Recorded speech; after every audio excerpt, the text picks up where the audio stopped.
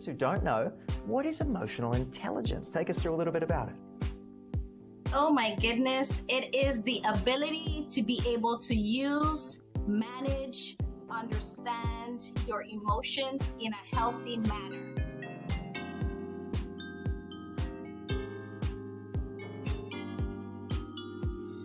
There I was, an upcoming HR professional. I was flying high, scoring. I was even deemed the best HR of the year.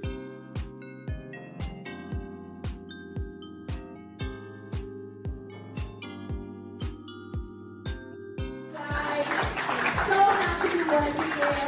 We addressed some hard things.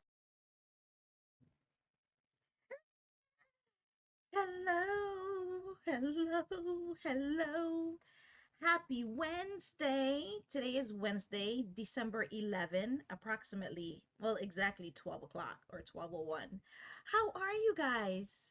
Welcome to your weekly pulse check with Dr. Dale. Dr. Dale, no, the weekly glimpse of growth with Dr. Dale.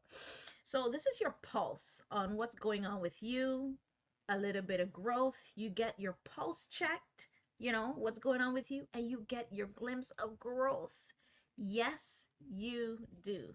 You are in the right place at the right time, doing the right thing with the right person. Hello. So, you guys know it's Christmas, and I told you guys earlier that I love me some Christmas. I love the holiday season, all of it, and my family have invested heavily over the years in making sure that I love the holidays. So I'm simply going to pour that energy back into you guys. You know? So if you see extra like today, I'm going to introduce you guys to my shades that I got for the holidays. I went out shopping with my mom and I saw them and I was like, I have to get them for the live. So here are my Christmas holiday party glasses shade. Let me know what you guys think. Look at that. You guys must think I'm crazy. Well, yeah, because I'm crazy about holiday season. I love the look at them. Look at the antlers. Look at the like it's so cute. Aren't they cute? My goodness, I don't even know. Like I am in love with them. The shininess, like I love me some shines, right? The nose. Look at the nose. You guys know I told you guys from the beginning of this holiday season that I love me some holiday. So this is what you guys get, okay? So this is what it is right here. So I'll wear this off and on so you guys can get a glimpse of it in the beginning for the next 2 weeks until Christmas is over. So that way you guys can enjoy these shades with me, right? Like these glasses, are these glasses or shades? I say they're shades. Or are they glasses? They're probably glasses, right? Well, this is what it is. But yeah, I think I like them. Let me know in the comments below. Do you guys like my glasses? Do you like my glasses? Because I like my glasses. Yeah, I know. Yeah, it's the holidays. I'm excited about the holidays. So, yeah. So let's get into it. I'm not going to talk to you guys with these ones because you guys are probably not even going to listen. You're just probably going to just be noticing, looking at my nose here. So, with that being said, um, our juicy conversation today is 10 game-changing trends for both employees and leaders, for both employees and managers in the workplace for 2025, right? So 2025 is coming, whether we are ready for it or not, or not. The workplace is going through some massive changes, and we are poised, poised, prime ready to redefine how we want our workplace to look, how we want our organization to stand out, how we want to be innovative, how we want our customers and our employees to think of us when they see us, when they come to work, when they come to buy our services and our products, right? So we are poised.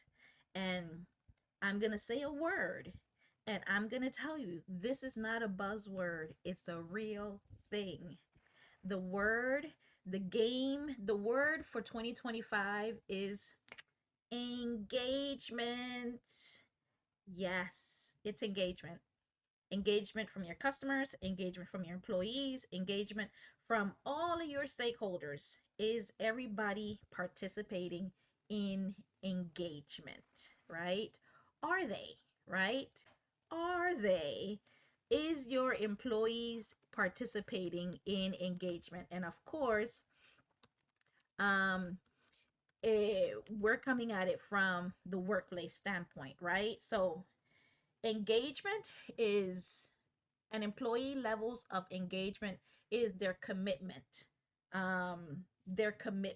their enthusiasm, their emotional connection to your workplace.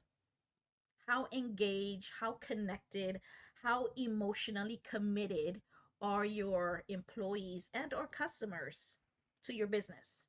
So the word for 2025 that's going to stem these 10 trends for 2025 is going to be engagement. Okay? So there you go. Don't say nobody didn't tell you. Don't come into December 2025 next year and say you didn't know. Because you know, I'm giving you heads up on the game right now. Okay?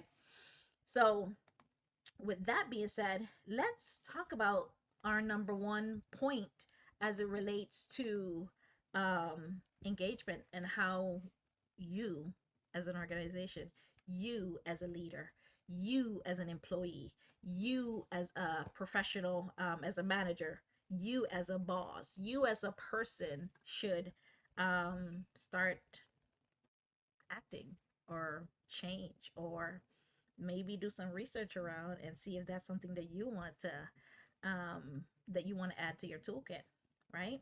So these trends highlight how leaders and employees, but mainly leaders, right? Not only leaders are not only managers. Leaders is you want to be a leader of yourself, CEO of yourself, leader in whatever it is that you are doing. If you're an employee in an organization, what section, that title that you have, you completely own that role. You're a leader in that. That's your expertise, right? If you're a leader of a department, that is your baby. You should be treating it with all the cares, with all of the cares. If you haven't thought about it that way, you need to start. Okay? So, our first one that we're going to discuss today is lead the way with engagement. How do you lead the way with engagement, right? Leadership sets the tone. This is why everything starts with leaders. This is why leaders sets they are setting the tone. You as a leader, you as a boss, you as a manager, you are setting the tone for how that department, how that environment, how that workplace, how uh how it's gonna go, the environment, all of it. You're setting the tone for the engagement of the entire team that you are leading. That's what's going on. I'm sorry. Maybe you didn't know. Maybe you didn't know that if you're a new leader or you're new manager in new role, this is the conversation for you, right? You don't know what you're in charge of. You think you're in charge of managing people, and again, you shouldn't be managing people. You should be creating leaders so they can manage themselves. Okay? So, as a leader of people, as a leader of a department, employees look to you to lead, right? For inspiration. They look to you for clarity. Um, how should I do this? You tell them what to do, but have you told them how to do it? Have you gone and showed them how to do it? Or are you just delegating and telling them what to do? It's okay to delegate, but you got to make sure that they understand all of the ins and outs of how their role contribute to the team, to the company's vision, right? You need to show them the future right from the present. Ooh, that was good. You need to show them the future, the vision of the company, the mission right from the present. Think about that, right? Because for employees, a lot of employees, especially new employees in a department, new in an organization, they are coming in learning and understanding what's going on in front of them. They don't understand the value they bring to the table because you haven't you they don't know. First of all, they don't know, right? But you have to take the time to show them why their present role that's down here contributes to the strategic plan of the entire organization, and that will show them, man, oh, I gotta this. If I don't do this, then step one, step level one, level two, level three, level four, like all of these leaders up there are not going to be clear on what the needs of the customer or what's going on down here. You know what I mean? So it's important. It behooves you. That's a word I love to use. I love the word behoove. It behooves you to ensure that your employees understand how their role contribute to the organization's bottom line, to the organization's mission, to the organization's vision, right? Um, they come to you for that connection, for that clarity.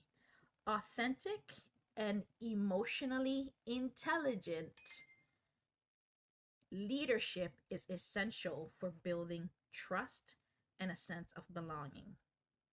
If employees do not trust and feel that you are being authentic, they are not going to trust you. If they don't feel like you're being authentic and transparent, they are not going to trust you. And why is trust important? If I don't trust you, everything that's coming out of your mouth, it's a lie. And if I don't trust that what you're delivering or what you're saying to me is honest and coming with integrity and understanding of who I am and what I have to bring, then anything that you try to put through in the department, in the organization, on a project, I ain't gonna give much about it because I know that you're lying to me, or I feel that you're lying to me. You're not being honest with me. So if employees don't have trust, then and then what happens? And you hire a new employee into that department where I am, where I already don't trust you and feel disengaged. What do you think is going to happen? That employee that just got hired, that is now connected to me and in my department, I am going to let them know how I feel. Yes. So that new employee gets stained. They get they already have a bad taste about your organization, the workplace, from someone that's been here for much longer than me, much longer than them, right? So trust is important in any relationship.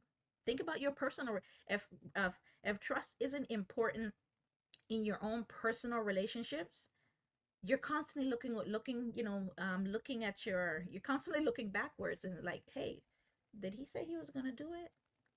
Let me go. In HR, we say trust but verify.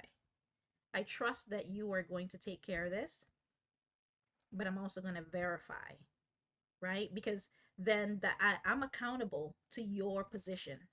I'm accountable. If you're reporting to me, I'm accountable for what you're delivering to me, right? And as a leader, you want to make sure that I want to make sure that he's doing it right and he's coming and he's presenting this information or doing this information or doing whatever this project with all of the checks and balances that I originally shared, right? You want to verify that it's being done correctly. So that way, if it's not, so halfway through the project, I can like, oh, hey, you forgot to include this, and this. Make sure you do. If you have any questions, come and let me know. You know what I mean? Not wait until the end. You didn't verify anything throughout the process. So now they got to kind of start from the beginning. Not cool, right? Not cool. Right? Leaders who prioritize transparency, accountability, and open communication create cultures where employees feel seen, valued, and engaged.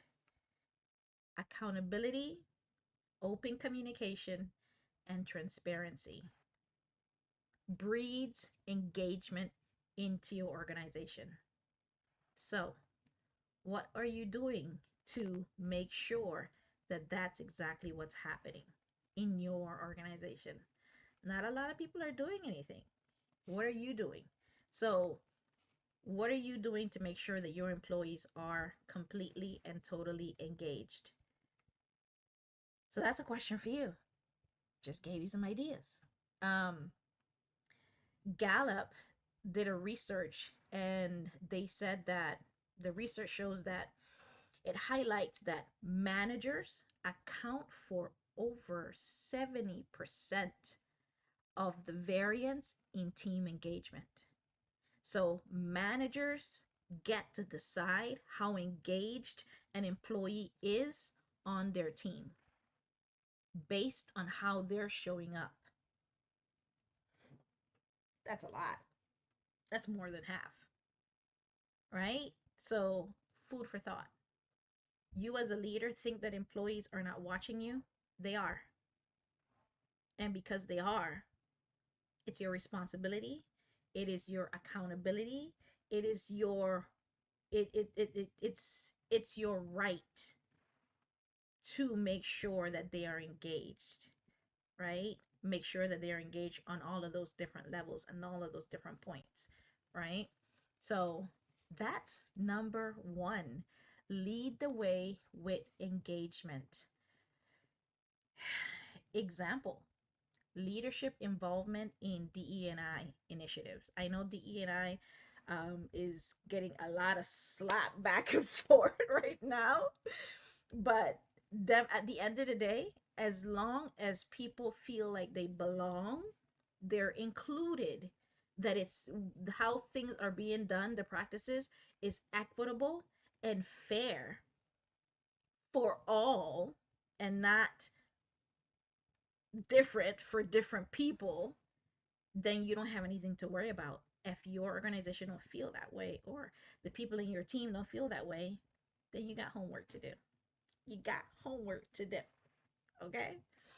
So that was number one. Number two,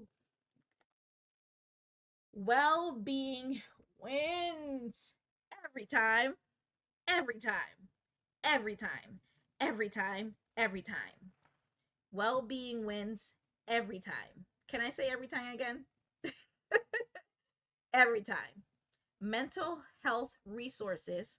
Um, Corn Ferry did a report that said 73% of employees are more likely to stay with a company that actively supports their mental well being.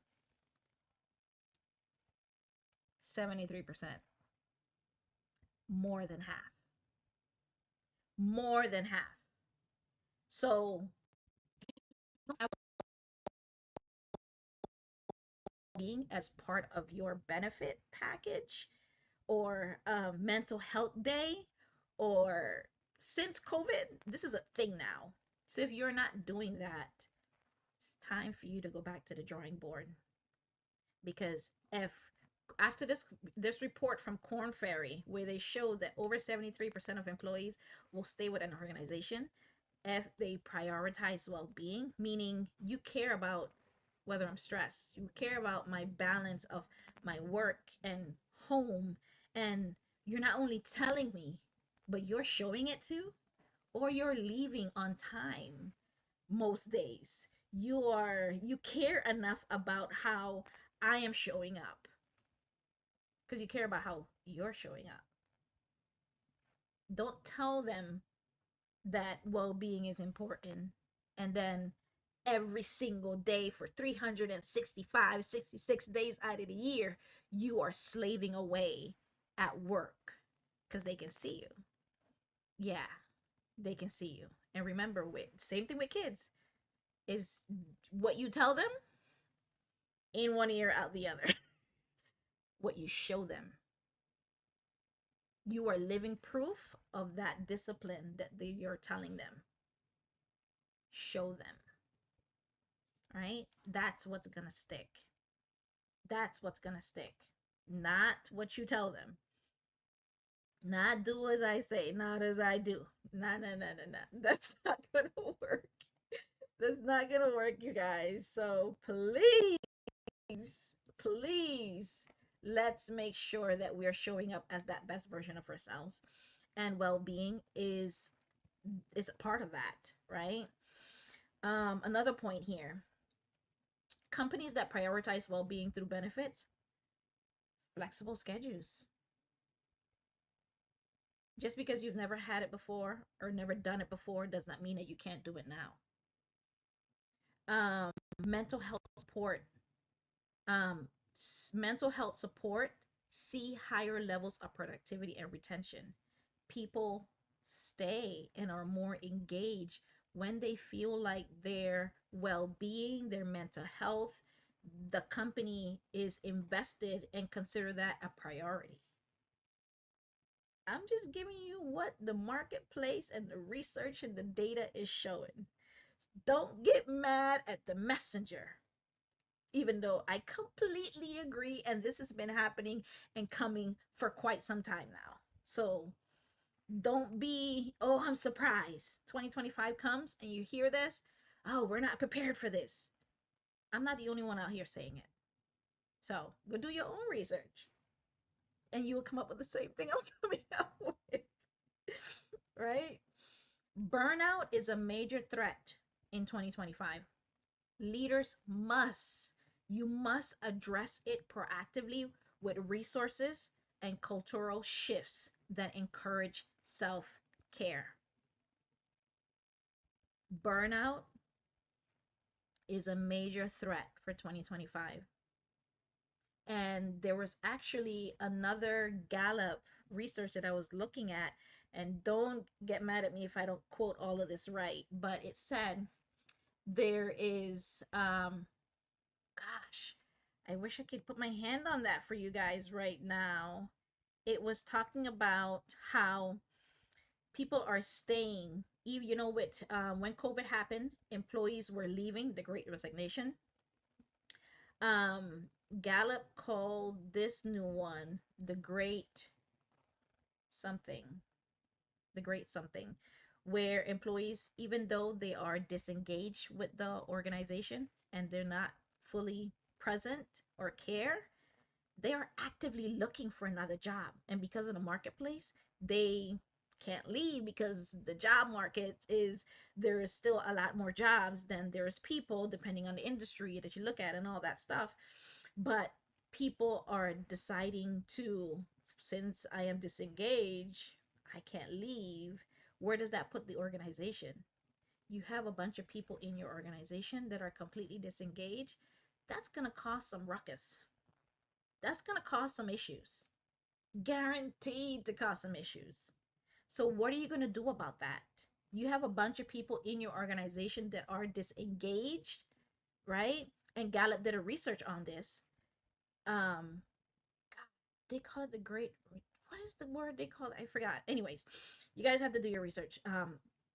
Go do your research on it. I told you if I didn't have all the I didn't remember all the details, but you have a bunch of people in your organization that are disengaged. What are you going to do? There's talent there. And with AI, you need to leverage that. So how are you going to do that? AI is poised. ChatGPT, Copilot, and all of these other ones that are out here, they're not out here trying to take job. That's not a thing anymore. So if you haven't done your research or know enough about it, that your AI is taking away jobs, no. I was on a 2 or 3 day seminar from AI, HR and AI and HR, and the one of the highlights or resounding themes was AI is not going to take your job. What's going to take your job is another person's using AI. So the same thing with companies. right? It's the same thing with companies.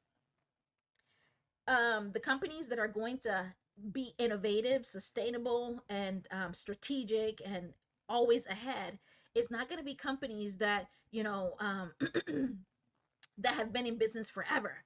No, it's going to be companies that are actually leveraging AI. It's going to be employees, leaders, managers, people that are using AI to better themselves. AI is not a replacement, it's an assistant. Is an assistant for you to be more efficient and be more efficient, and to use in all that time that you would have done typing up and figuring out this project and the details of it. AI can get all of that data together, mix that, and put it into a great highlight summary document for you, right? You don't need to do that. You can use your time to be more, ahead, thinking futuristically of what's next, right? AI is making us better. Sorry if you guys don't agree. That's my perspective. That's my perspective and my thoughts on it. So that's number two. Number three, strength in unity. You guys know the phrase that came out of COVID. We are stronger together, because we are. We are. We are stronger together. I mean, we are. We really, really, really are. And if you don't believe that or resonate with that, then I'm gonna send you back to the drawing board. I'm gonna tell you to go back and, what is the phrase, the quote from somebody that said, if you want to go fast, if you want to go fast, go alone. If you want to go slow, go by yourself. If you want to go fast, go with others, because you need the different perspectives. You need a different thought process. You need the different backgrounds. You need the different cultures, right? To make this product, to make this service, to make this organization, to make this team better. You have talent. You have a pool of people in your organization that have talent. How are you strategically using them? How are you helping them be better? How? They're there in a position. There was a friend of mine that has this client, that this client has this employee that was working in accounting, but this person that was in accounting also loves to do like plan events. Like, so when the company have like events and all that stuff, she liked to be a part of that, and that was something that was mostly housed in HR. They used AI. They asked employees to put out this organization. Oh, I can't remember the name of it. My memory is not on point today, you guys. Sorry. I need to take my pills, my vitamins. So the this organization use AI, um, to as a data, as a internal data hub. So they create a specific AI for themselves, so that's in house, and they ask their employees, optional, if you want to leverage your skills and see what, how the organization can help you level up and make sure that you are doing things that you're engaged. If you don't like doing the position that you're in, like all of this stuff, add in here skills, that stuff that you're good at apart from your job. Add in here things that you like to do. And this is one thing that actually, I mean, this person that was in accounting that liked to plan events, she was enamored at the fact that when, looking at her profile, the HR department was able to bring her in on helping build and on helping plan events, for employees and the entire company, from the top up, bottom down, right? And what do you think happened?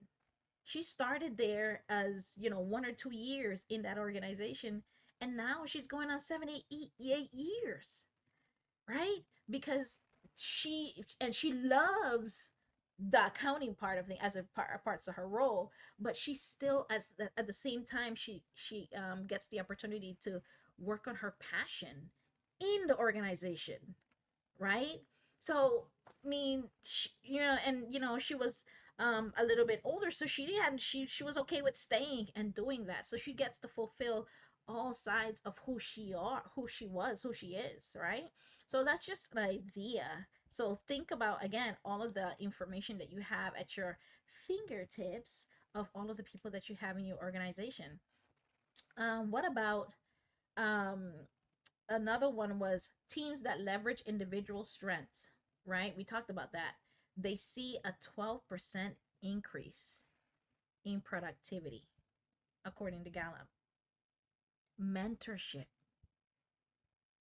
Companies like Deloitte use strength based mentorship to enhance unity, morale, and team performance. This is how AI can help us. Look around in your organization. You don't have to stick doing the same thing over and over and over. Please stop it because it's old and you're going to be left behind. You're going to be left behind. You can do that in a more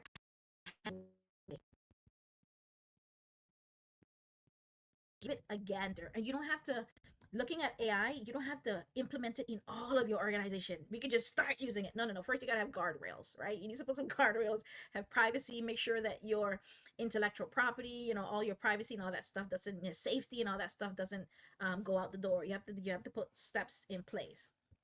And then start using it at in a small department or something, or get a group of people in an AI team, right, together. Let's use it once a week on this or project or whatever, right? And start like a small co-pilot team. You don't have to do it all, but you got to do something, right? Because you need to start dipping your waters, dipping your toes in the water, right? Dip your toes in the water. It's not, the water may be cold or maybe hot, but you got to dip your toes in the water so that way you can start to immerse yourself into the water and feel completely free, right? And be wet, right? So, number four, número cuatro, as they say um, in Spanish, don't ignore my praise. You guys like that title? I like that title. Create a culture of feedback. It doesn't matter the feedback. I'm going to say this about as it relates to feedback.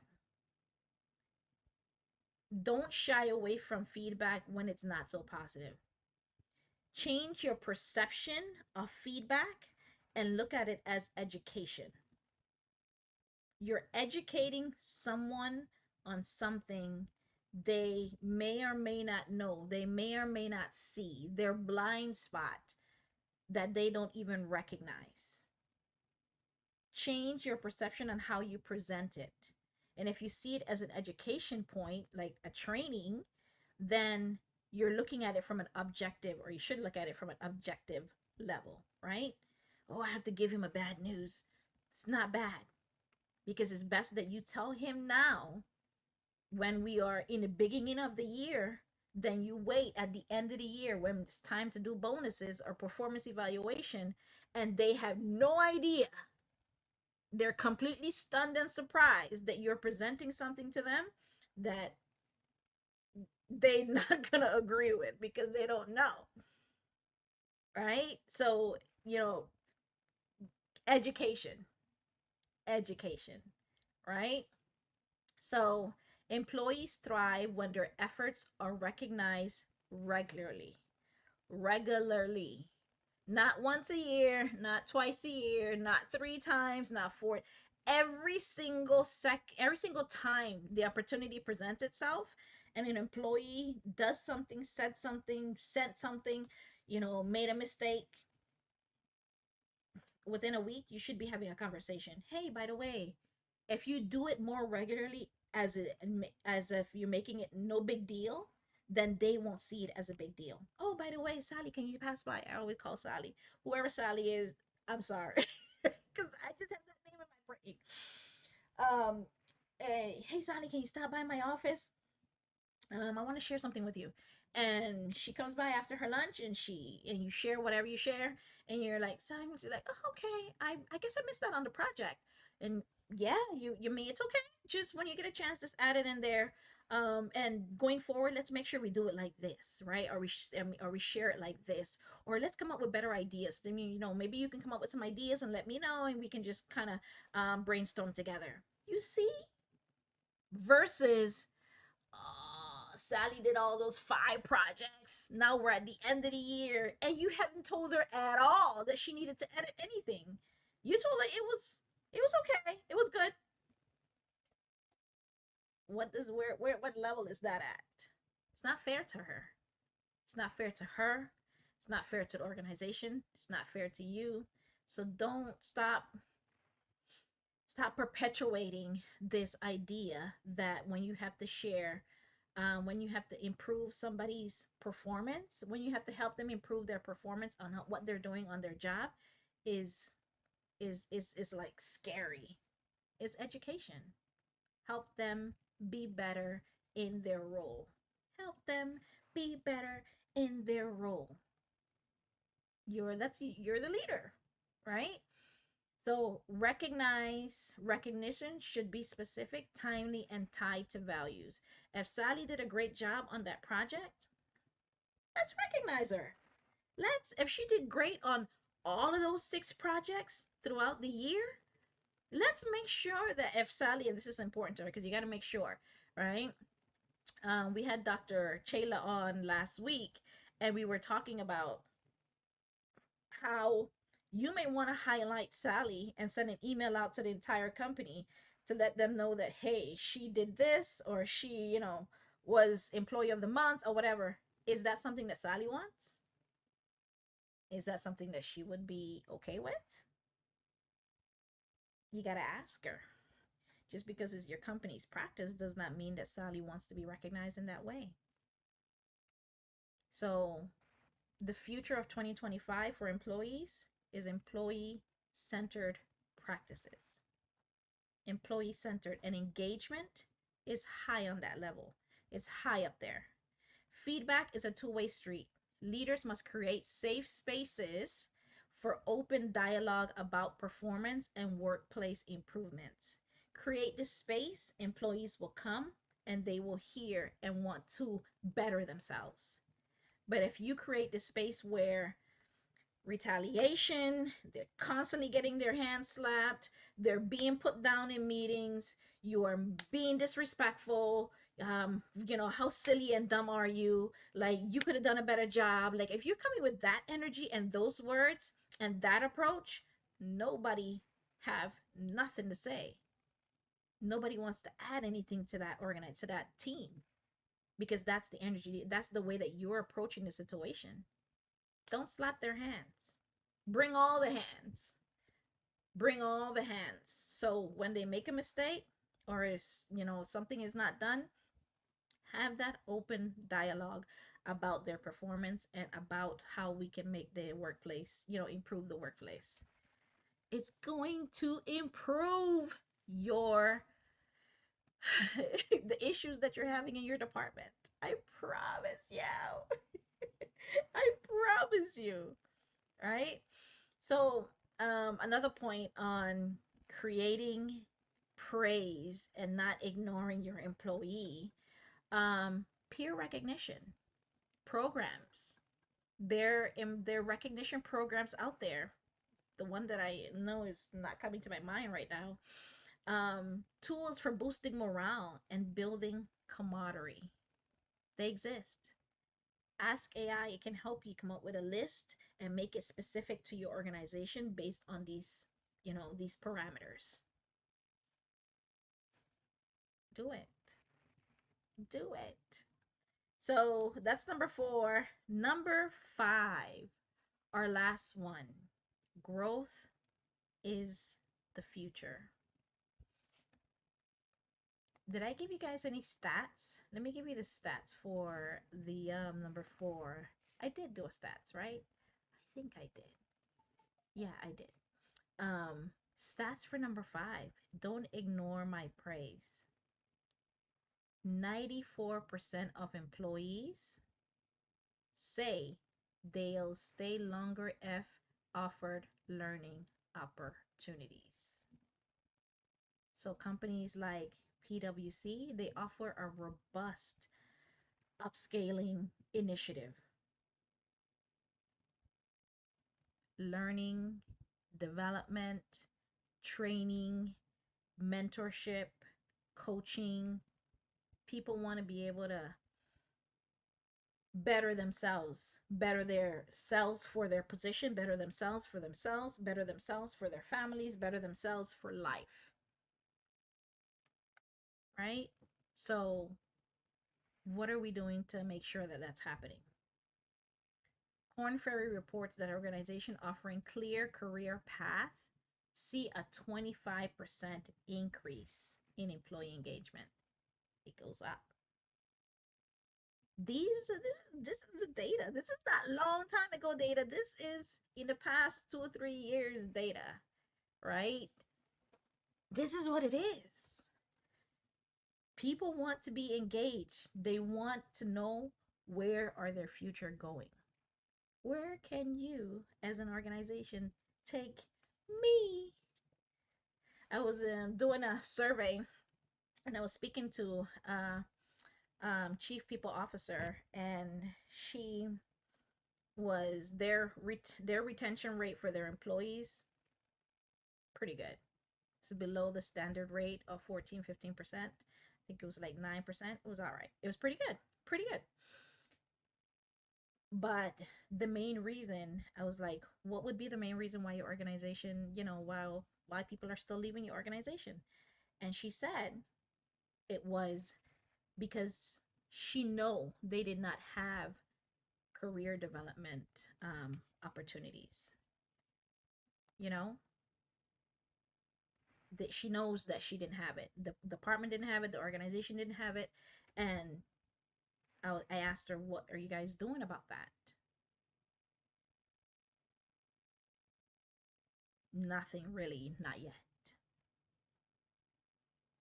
So, what are you doing in your organization to ensure that your people, your employees, are being developed, that they can capitalize on their skills? Remember, I said earlier, you are sitting on a gold mine of skills and opportunities for your employees that can make your organization better.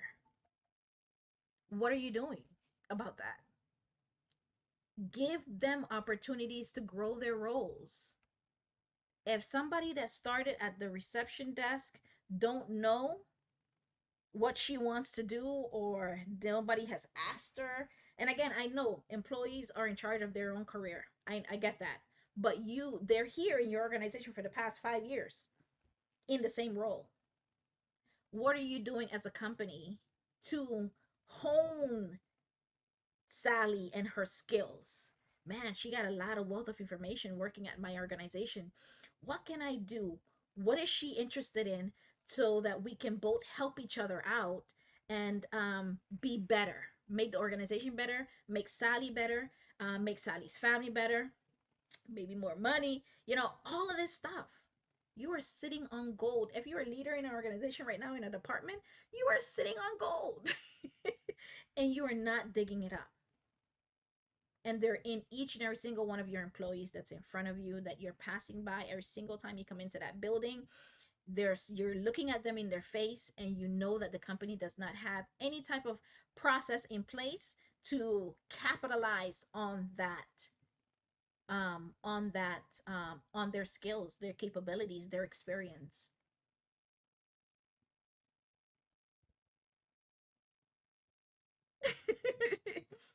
So, another one, aligning development programs with organizational goals creates a win-win for employees. So, maybe using AI as a platform to recommend tailored trainings. Paths. We talked about AI a lot earlier. AI can help. Like I said, create that hub. Ask AI, optional for employees to drop their information in there, and let AI just do its magic with the right prompts. you can have a huge project on your hand there for 2025 that can leverage you to be one of the best employers um, in in your market. Don't say I didn't tell you guys. I mean, I don't say I didn't tell you guys. This is what it is. Don't sit on gold. Stop sitting on gold. 2025 will challenge organizations, leaders, employees to rethink and redefine employee engagement, customer engagement, right? By focusing on leadership, well being, inclusion, technology, and actionable steps, leveraging your employee skills, you can create a thriving workplace, not just for the people that's been there forever, but the ones that are looking. What is your employee value proposition? What does that look like? What does that look like? Do people want to come work for your company? Why should they? Are you whining and dining them? What is it that you're doing? Are you doing things that they care about? Empower as an organization and at the top, as the executive, empower your employees, empower your middle managers. A lot of stuff gets stopped right here. How are you making sure that your middle managers understand that vision and that they have the skills, the leadership skills to pour into the employees that they report to, that report to them? Your middle managers are probably one of the, if I had to say, and based on all my experience, my 17 years of experience in working in various industries, I would say your middle managers are, you need to focus on them because they don't have a lot of the skills. They don't have a lot of the people skills because you just put them in that role. You just stick them in there and you didn't give them the tools. You give them the tools how to do the job, but they don't know how to engage, manage, lead the people to lead themselves. If your manager is micromanaging, you need to talk to them and you need to give them the right tools. Because what's happening, it's creating a lot more fuss for everybody at the bottom that's there with them, that's reporting to them. And if this base, think about it. If it's if this is the if you look at a tree, right? If you don't have the foundation strong, that tree is gonna fade, sway, and it's gonna fall down. The foundation is the employees. If the employees are happy, the customers are happy. What did what's his name? Simon Sinek. He said, "When we help others, we find moments of happiness. When we help others, we find lasting fulfillment. Working hard for something you don't care about is called stress. Working hard for something you love is called passion." What are your employees passionate about? Leadership is not about taking charge and being tough and just delegating people and telling them what to do and screaming at people. And, you're the one in charge. This is my department. That's not what leadership is about. Okay? Leadership is about taking care of those in charge. In other words, the base of that tree is your employees, is your customers.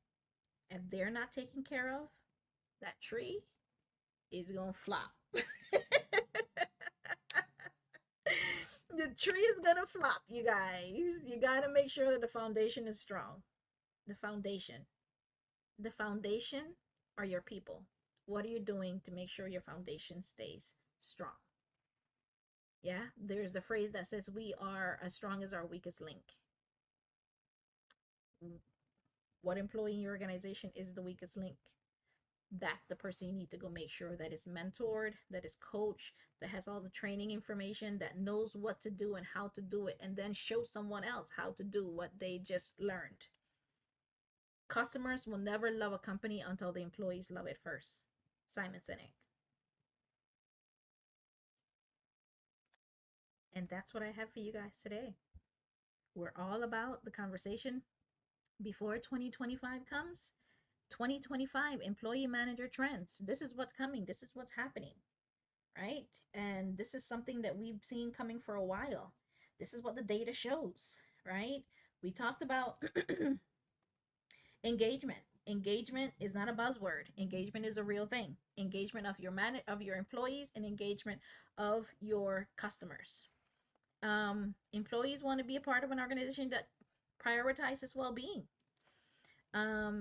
They want to know that they have support, that this is we're unity in strength. We're stronger together, right? How are you leveraging those people that have all of those skills? Don't ignore my praise. If employees are doing amazing, praise them. If they need um, alignment, show them what that alignment looks like. Show them that alignment with care. There's a way to do that. Okay. And then number 5, growth is the future. Growth is the future. Grow your employees, grow your company. That's a good one. You're dropping bombs today. Grow your employees, grow your future. So, and that's how I'm going to end it today, you guys. That's all we got. That's all we got. So I'll see you guys next week. So we're going to talk about the other 5 because there's 10 game-changing trends for employees and leaders in 2025. And we'll go from there. So I'll see you guys next week. Bye. Thank you for being here and supporting this channel.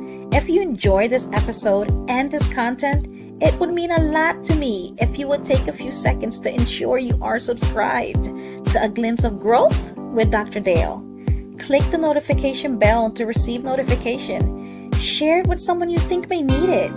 And let's continue to become more intelligent with our emotions. Thank you. See you later.